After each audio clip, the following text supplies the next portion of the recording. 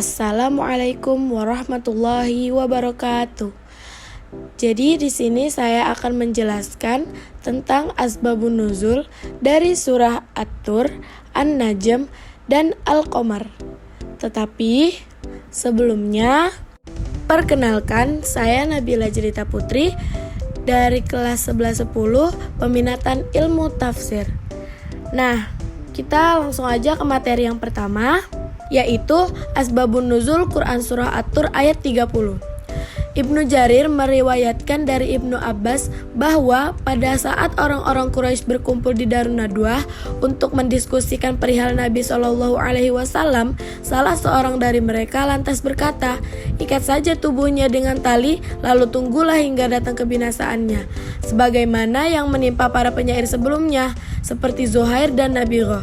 Sesungguhnya ia tidak lebih dari sekedar penyair seperti orang-orang tersebut." Sebagai respon terhadap hal itu, Allah lalu menurunkan ayat ini.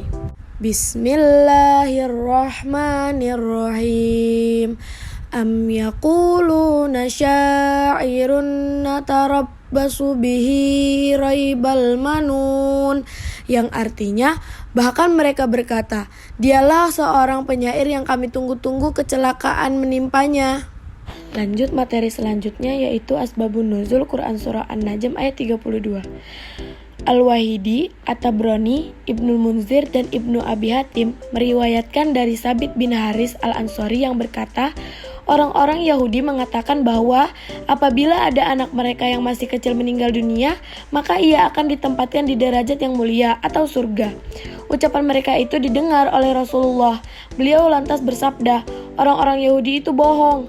Tidak ada seorang pun yang diciptakan oleh Allah di dalam rahim ibunya, melainkan Dia Maha mengetahui apakah orang itu nantinya akan sengsara atau bahagia. Bismillahirrahmanirrahim. Allazina yajtanibuna kabairal ismi wal fawahisha illal lamam. Inna rabbaka wasi'ul maghfirah.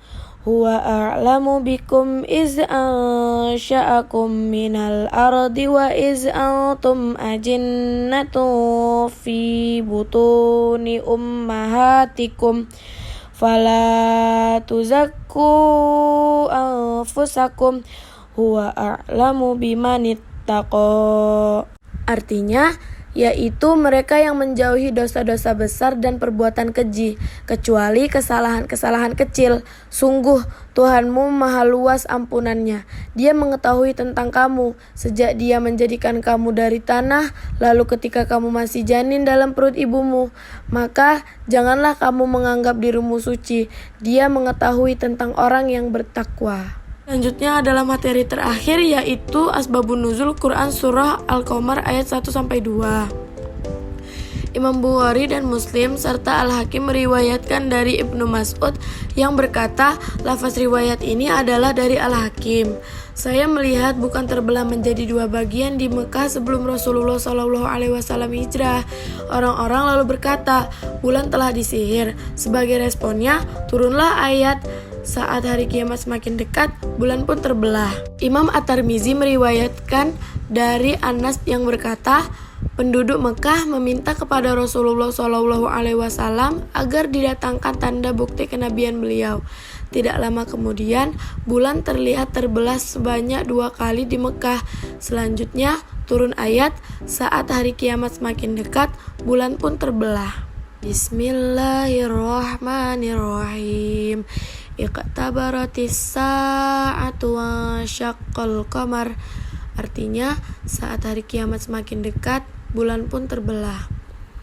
Wa iyarau ayatay yu'ridu wa yaqulu sirum mustamir.